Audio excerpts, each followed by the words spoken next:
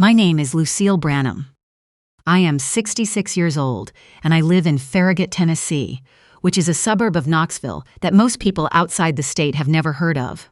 9 days after we buried my husband Howard, my son Kyle walked into our garage, looked at Howard's old fishing tackle box sitting on the workbench, and said, "Mom, just get rid of that thing. Dad hasn't fished in years. Nobody wants a beat-up tackle box." I did not answer him right away. The box was a green Plano 757, the kind with the stacked tray system and the double-sided latches. Howard bought it in 1987, 2 years before Kyle was born. He had refinished the handle once, replaced the latch pins with hardware store equivalents when the originals cracked, and written his initials on the bottom in black permanent marker the way he marked everything he considered his. H.E.B. Howard Eugene Branham. I picked it up off the workbench and carried it inside. Kyle did not follow me. Howard and I met in 1984 at a church potluck in Oak Ridge. He was 27 and working as a bookkeeper for a small roofing contractor on Clinton Highway. He was an HVAC technician, already 3 years into what would become a 35-year career, servicing commercial buildings and government facilities throughout the Tennessee Valley. He smelled like Old Spice and machine oil and cut grass, and when he shook my hand, I noticed his knuckles were nicked from a job that week. I remember thinking, this is a man who uses his hands for real work. We married in June of 1986. We bought our brick ranch house on Garnet Drive in Farragut in 1991 for $112,000. 3 bedrooms, a 2-car garage, a backyard with a cedar fence. Howard built himself from planks he bought on sale at Home Depot. Kyle grew up in that house. He knew every crack in the driveway and every loose board on the back porch that Howard kept meaning to fix. I worked for 32 years as head bookkeeper at Halloran and Associates, a mid-size accounting firm in downtown Knoxville. I reconciled accounts, flagged discrepancies, found the number that did not belong. 32 years of looking at columns that were supposed to balance and finding the ones that did not. That skill does not leave you. Howard was diagnosed with congestive heart failure in September. He died on January 3rd, 4 months. That is what we had between the diagnosis and the end. He handled it the way he handled everything in our 38 years together. Methodically, without drama, with a list. He serviced the HVAC unit himself before he got too weak to climb the ladder. He called the insurance company about the homeowner's policy. He showed me how to check the water pressure on the well pump and where the main shutoff was in the crawl space. He told me the name of the man at the hardware store who would give me a fair price on anything I needed. He did not talk about money directly. Not once. I thought I understood why. We had the house. We had his pension from the Mechanical Contractors Union.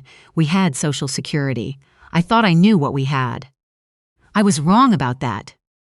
The funeral was at Beulah Baptist in Farragut, the church we had attended for 22 years. Small, the way Howard would have wanted. 61 people.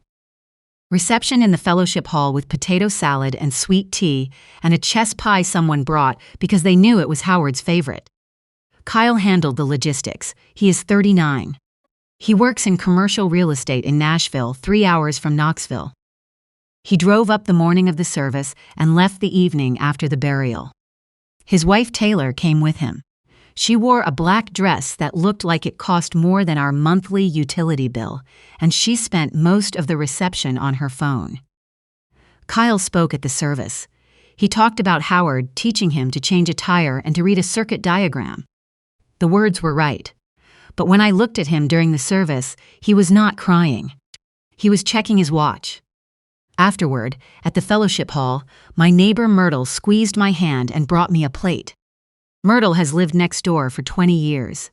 She is 71, retired from teaching 3rd grade at Campbell Station Elementary, and she misses nothing. Kyle pulled me aside near the coat rack. "We should talk about the property soon, Mom. The market's good right now in Farragut." I looked at my son. His father had been in the ground for 6 hours. "Not today, Kyle." He nodded, like I had said something reasonable. when I was actually saying something else entirely. 2 weeks after the funeral, Kyle and Taylor drove up from Nashville on a Saturday. They said they were checking on me. Taylor walked through every room with her phone out, and I recognize what she was doing because I have 3 decades of reading the fine print. She was not looking at the house. She was assessing it. Kyle went through the garage. He opened Howard's tool cabinets, looked at the riding mower, cataloged things with his eyes, the way you catalog inventory before a sale. Then he came back inside and stood in the kitchen. "Mom, we've been looking at some options for you." He placed a printout on the table. A senior living community in West Knoxville. 1-bedroom apartments starting at $2,400 a month. An activities director, group meals, a shuttle to the grocery store on Tuesdays. Taylor set her coffee cup down. "It's really lovely, Lucille. Very independent, very social." "I have lived in this house for 33 years. I said so. Taylor smiled, the way people smile when they are not agreeing with you, but do not want to say so out loud. Kyle mentioned, as if it were a minor administrative detail, that he had already filed with the Knox County Probate Court to be named personal representative of Howard's estate. Standard stuff. He would handle everything. He did not ask if I wanted him to. He informed me. I walked to the back window and looked at Howard's cedar fence in the yard. A few boards had warped over the winter. Howard would have noticed in March and fixed them before May. I thought about the way he kept lists. Maintenance list, grocery list, task list. Howard believed that if something mattered, you wrote it down. What I did not know yet was that he had written some things down that nobody else knew about. That night, I put the tackle box on the kitchen table and sat across from it the way you sit across from someone you are not sure you trust yet. The smell when I opened the latches was WD-40 and rubber lure plastic, and something underneath that was just Howard. The top tray held what you would expect. Hooks in a divided case, 3 spools of monofilament, a pair of needle-nose pliers with red handles, a small flashlight with dead batteries. The middle tray had a collection of artificial lures organized by color, in a way that told me Howard had sorted them recently, maybe in the last year, even when he was not fishing anymore. I lifted out the middle tray. The bottom of the box was deeper than it looked from outside. I pressed on the base and felt it flex in a way that a solid plastic floor should not flex. I pressed again, firmer this time, and the base panel lifted at one corner, not broken, designed. Howard had cut the panel, sealed it back with 2 strips of adhesive foam weather stripping along the sides, the kind he kept in the garage for door seals. The panel lifted free in my hands. Underneath, a white envelope sealed with tape and a small brass key with a paper tag attached to a rubber band. Block letters in Howard's handwriting, TVFCU 882. I opened the envelope. His handwriting, blue ballpoint, the same pen he kept on the pegboard above the workbench. Lucille, Box 882, Tennessee Valley Federal Credit Union on Kingston Pike. Everything in there is for you. Don't rush. Don't sign anything until you've seen what's in that box. And don't let Kyle tell you what to do with the house. It's yours. Howard. I read it 4 times. Don't let Kyle tell you what to do with the house. Howard did not guess. He did not worry in the vague way that people worry. He knew. My husband, who serviced HVAC units and built cedar fences and organized fishing lures by color in a box he had owned for 37 years, had looked at our son clearly enough to see what I had not wanted to see. I sat at the kitchen table for a long time, the box open in front of me, the key in my hand, the envelope in my lap. Outside, the February wind came down off the ridge and rattled the garage door the way it does every winter. I did not call Kyle. I did not call anyone. I went to bed with the key in the zippered pocket of my purse. Tennessee Valley Federal Credit Union on Kingston Pike opens at 9 on weekday mornings. I was there at 5 minutes after 9. I brought Howard's death certificate, our marriage certificate, my driver's license, and the key. The branch manager, a young man named Curtis, who could not have been more than 30, walked me to the safe deposit vault without asking many questions. He checked the card on file, confirmed the secondary holder name, Lucille Branham. verified my identification, and unlocked the gate. Box 882. I turned the key. The lid opened on a hinge that needed oil. Inside, 4 envelopes, each sealed and labeled in Howard's handwriting. I sat down on the metal stool beside the vault shelf. My hands were steadier than I expected. First envelope, Tennessee Valley Federal Credit Union. A payable on death account registration card, account number ending in 3308. Beneficiary, Lucille Branham. Statement balance, $96,400. I set it flat on the shelf. Second envelope, Appalachian Community Federal Credit Union in Oak Ridge. POD account number ending in 774. Beneficiary, Lucille Branham. Balance, $134,200. Third envelope, First Horizon Bank. PED account number ending in 5501. Beneficiary, Lucille Branham. Balance, $78,600. I did the math on the back of the envelope with the pen chained to the vault desk. $309,200. Howard made $58,000 at his peak, the last years before he retired. He had been setting aside amounts, sometimes $200, sometimes $500, once or twice $1,000 on a good month, across 3 separate institutions for 17 years. It never appeared on the joint checking statements because it was never in the joint checking account. I sat in that vault room for 25 minutes. Payable on death. I knew exactly what that meant.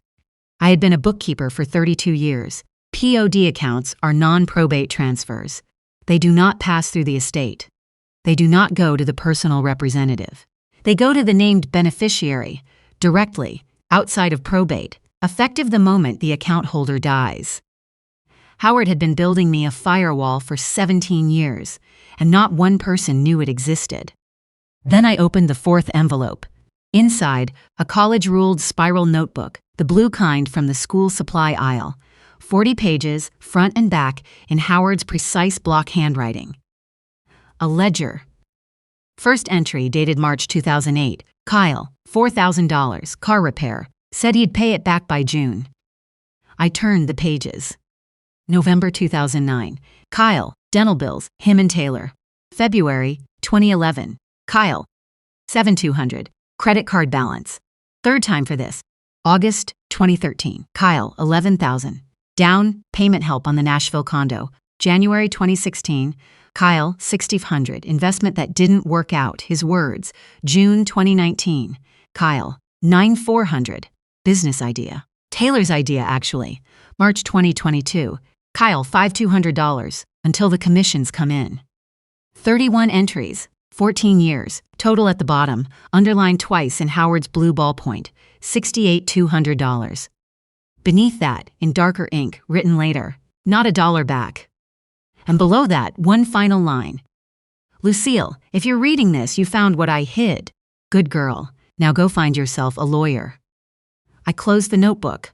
I put everything in my tote bag, thanked the young manager on my way out, and walked through the glass door into the February cold on Kingston Pike. Howard had been watching. All those years, all those checks, all that silence. He had been watching what I chose not to see. I did not call Kyle that day or the next.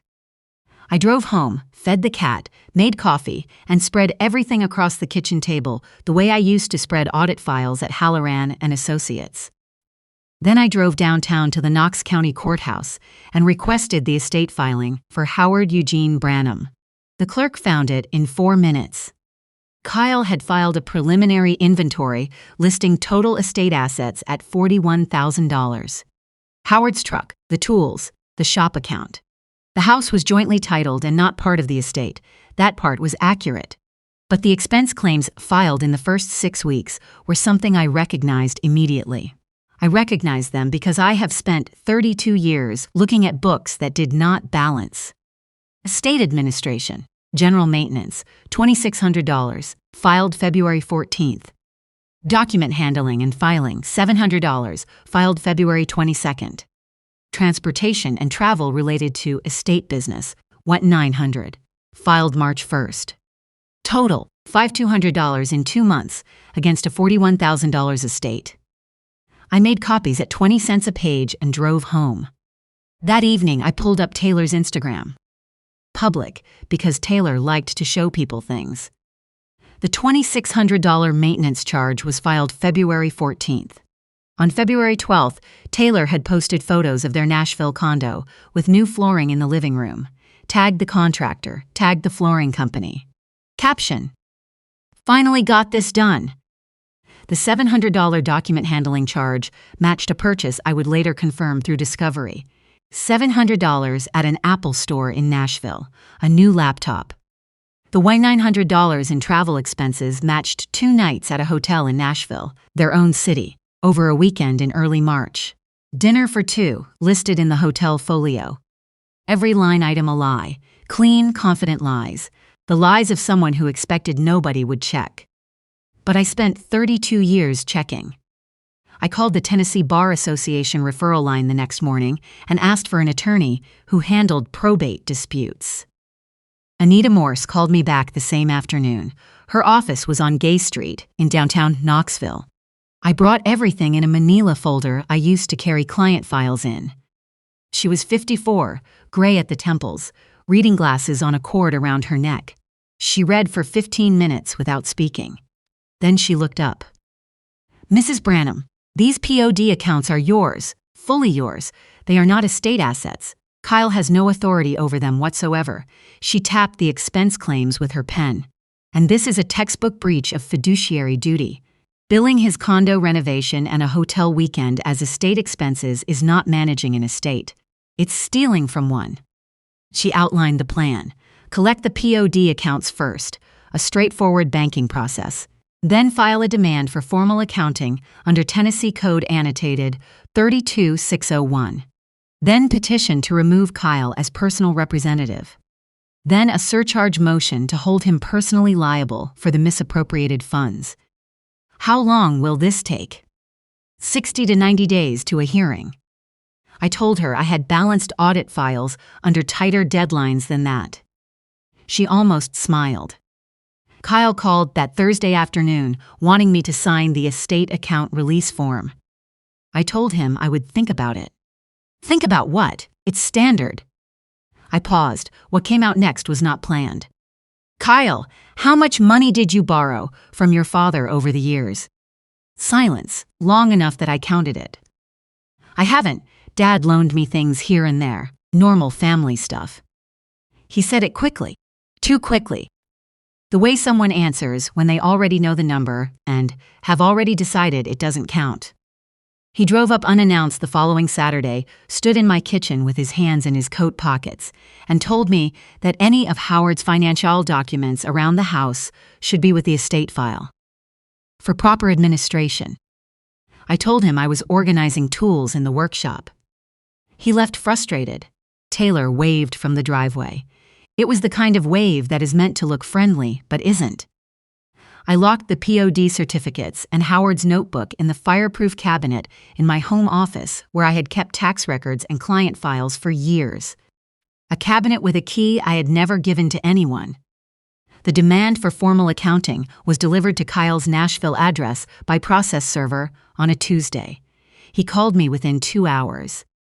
"Mom, what is this? You hired a lawyer against me?" "I hired an attorney to protect your father's estate, which is what you were supposed to be doing." Taylor got on the line. The practiced sweetness was gone. Underneath was something harder. "Lucille, you are going to tear this family apart over paperwork. Kyle is doing his best. I'm asking for an accounting of the estate. Tennessee law requires it. Your attorney can explain the statute." She hung up. 3 days later, Kyle filed a petition for conservatorship of Lucille Branham with the Knox County Probate Court. He alleged I was making erratic financial decisions and showing signs of cognitive decline since Howard's death. Anita was not surprised.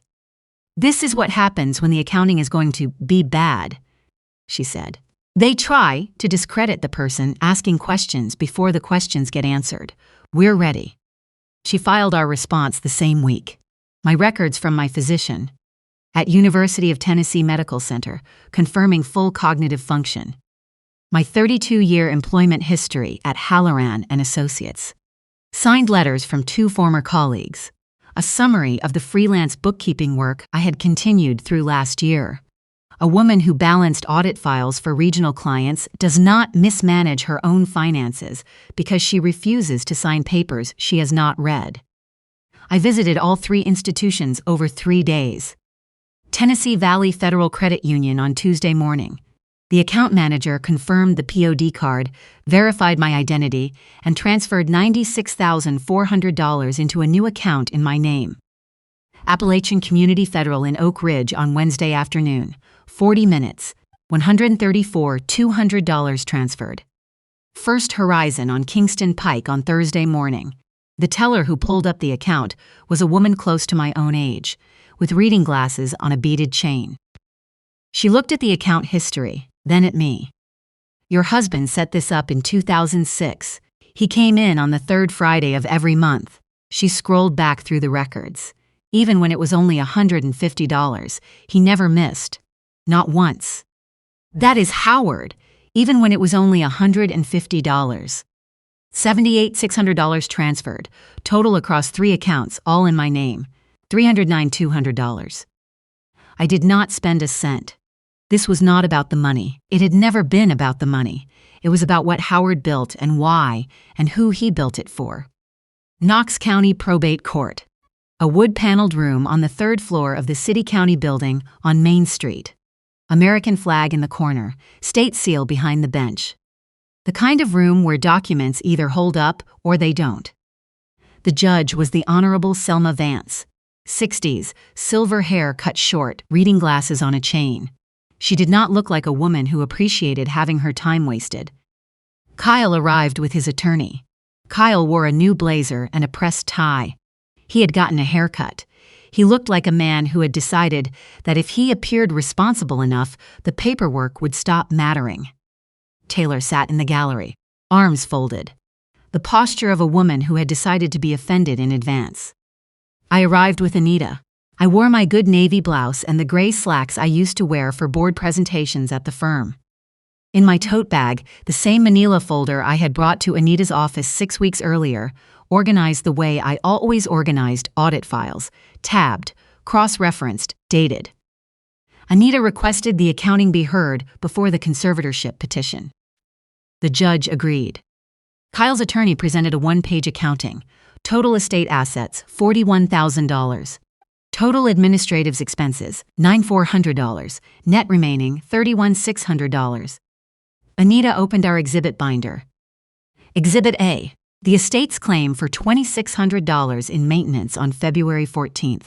Beside it, a screenshot from Taylor's Instagram dated February 12th showing new flooring in their Nashville condo. Tagged contractor, tagged flooring company. The judge examined both documents. She removed her glasses, cleaned them on her sleeve, and put them back on. Exhibit B. The $700 document handling charge filed February 22nd. Beside it, the Apple Store receipt obtained through discovery. Exhibit C. The $900 in estate-related travel. Beside it, the hotel folio, 2 nights, Saturday and Sunday, dinner for 2. Kyle's attorney stood. Your Honor, these coincidences don't establish. The judge raised one hand. He sat back down. Anita's voice was level and clear. Your Honor, there is an additional matter. The decedent maintained a personal ledger documenting loans made to Kyle Branham over a period of 14 years. She placed the photocopied notebook pages before the court. 31 documented entries. Total, $68,200. The decedent's notation at the bottom of the final page, underlined twice, reads, "Not a dollar back." Kyle's jaw tightened. He looked at his attorney. His attorney looked at the table. Your Honor, Anita continued, while serving as personal representative of an estate to which he already owed $68,000, Kyle Branham billed an additional $5,200 in personal expenses to that same estate. The room was quiet. I could hear the ventilation system humming in the ceiling. When the judge asked if Mrs. Branham wished to address the court, I stood. I did not raise my voice. Your Honor, my husband set those accounts up over 17 years, one deposit at a time. He hid the key in a tackle box he knew I would never throw away. I paused. My son stood in our garage 9 days after the funeral and told me to get rid of it. Dad hasn't fished in years. Nobody wants a beat-up tackle box. I paused again. But Howard wanted me to look inside it. He trusted me to find what he had left there. I sat down. Kyle stood up fast. His chair scraped hard against the floor. She went and emptied accounts that belonged to the estate. $300,000. Nobody told me those accounts existed. The judge's voice was flat. Sit down, Mr. Branham. She can't just. Sit down. He sat. Anita did not raise her voice either. Your Honor, Mrs. Branham collected payable on death accounts on which she is the sole named beneficiary under Tennessee law. POD accounts are non-probate transfers. They are not estate assets. They are Mrs. Branham's personal property, effective upon the death of the account holder. Kyle Branham has no legal authority over them, no standing to challenge them, and no claim to them. The judge read through the file. The courtroom waited. She looked at Kyle over her reading glasses. Mr. Branham, the evidence before this court demonstrates that while serving as personal representative, you billed personal home renovation costs, personal electronics, and a personal hotel stay to your father's estate. This constitutes a breach of your fiduciary duty to all interested parties under Tennessee probate law. She set down her pen. Kyle Branham is removed as personal representative, effective immediately. A neutral administrator will be appointed. You are surcharged $5,200 to be reimbursed to the estate within 45 days. The $68,200 in documented loans is referred to civil court for determination as a debt of the estate. She turned to the conservatorship. I find no basis whatsoever for limiting Lucille Branham's legal capacity. The petitioner's own mother has produced more organized, more accurate, and more legally coherent financial documentation than the petitioner himself in 2 months of supposedly administering this estate. Conservatorship petition dismissed. We're adjourned. From the gallery, Taylor said something under her breath. The judge looked directly at her. Her voice carried the full weight of the bench. Ma'am, one more sound and you will wait in the hallway. Taylor pressed her lips together. Her hands were in her lap. Kyle's attorney closed his briefcase without looking up. In the corridor, outside the courtroom, Kyle caught up with me near the elevator. Mom! I stopped. I turned. His tie was loosened. He looked younger than he had in years, which is not a compliment when the reason is that he looked lost. I wasn't trying to. I just thought you wouldn't. You thought I wouldn't check the books, Kyle. I said it quietly. You thought I was too old and too sad and too confused to read an estate filing. I have been reading books like that for 32 years. He opened his mouth and closed it again. Your father knew you would do this, I said. He didn't hate you for it. He just loved me enough to plan around it. I walked to the elevator. Myrtle was waiting in the parking lot on Main Street. She had driven down from Farragut and sat with a thermos of coffee and a crossword puzzle while I was in the courtroom. When she saw my face, she just nodded. Howard always was the careful type, she said. I told her what the morning had cost and what it had settled. She handed me the other cup of coffee. He built that fence in your yard in 4 weekends, she said. Every post level, every board measured twice. I watched him from my kitchen window. That is the kind of man who puts things in tackle boxes. We drove home to Farragut with the heat up high and the radio off. It is summer now. Tennessee in July is green and loud with cicadas and the late afternoon thunderstorms that roll through the valley and leave the air smelling like clean, wet clay. I am still on Garnet Drive. I replaced a section of the cedar fence, 4 boards that had warped over the winter. I hired a man from the hardware store Howard always used. Howard would have done it himself, but he also would have told me a good job is a good job, regardless of whose hands did the work. The court-appointed administrator settled the estate cleanly. My share was disbursed on schedule. The $309,200 is in a money market account at Tennessee Valley Federal Credit Union. I have spent $11,400 of it so far. A new HVAC unit, because the old one was 20 years old and Howard would have replaced it last fall if he had not been sick. A headstone in dark gray granite with Howard's name, his dates, and the words he planned carefully. And a $4,000 donation to the Knox County Public Library's Adult Literacy Fund, because a Howard who read every user manual he ever touched believed in people learning things for themselves. Kyle has not called. I sent him a letter, handwritten, on the note card stationery I keep in the secretary desk in the living room. When you're ready to have an honest conversation about the money, about the estate, about the tackle box, I will be here. I will not chase you. But I will not pretend none of this happened either. No response yet. I am all right with that. I have learned this year that some debts take longer to settle than others, and some of those debts are not financial. Myrtle comes over on Thursday evenings, and we sit on the back porch and watch the light go off the ridge. She brings lemon bars. I make the iced tea. We do not talk about Kyle on those evenings. We talk about her grandchildren and the tomato plants she is growing, and the books we have both been reading. Howard's tackle box is on the shelf in the garage, next to the workbench where he kept it. I put the lures back in the right trays, sorted by color the way he had them, the way he had sorted them even in the last year when he was not fishing anymore. I resealed the false bottom with new foam weather stripping, the same width he used. The latch still clicks the same way it always clicked. 2 latches, one on each side. Some mornings I go out to the garage for something, and I pass the workbench and I lay my hand on top of the box for just a moment. The plastic is smooth and cool. It does not smell like Howard anymore, not really. Just oil and old rubber and garage air. But I know what was inside it. I know what he put there and how long it sat waiting. HEB, written in permanent marker on the bottom, because he marked everything he considered his. He marked me that way too, I think. Not with a marker, with 17 years of quiet deposits on the 3rd Friday of every month, with a note in blue ballpoint, with a green tackle box on a workbench that nobody wanted. Everybody told me to toss it. It's just a beat-up old thing, Mom. Nobody wants it. But Howard wanted me to want it. And Howard, who planned the fence posts and the HVAC maintenance schedule, and the monthly deposits and the false bottom, and the note and the key, Howard was right about most things. He was right about that, too.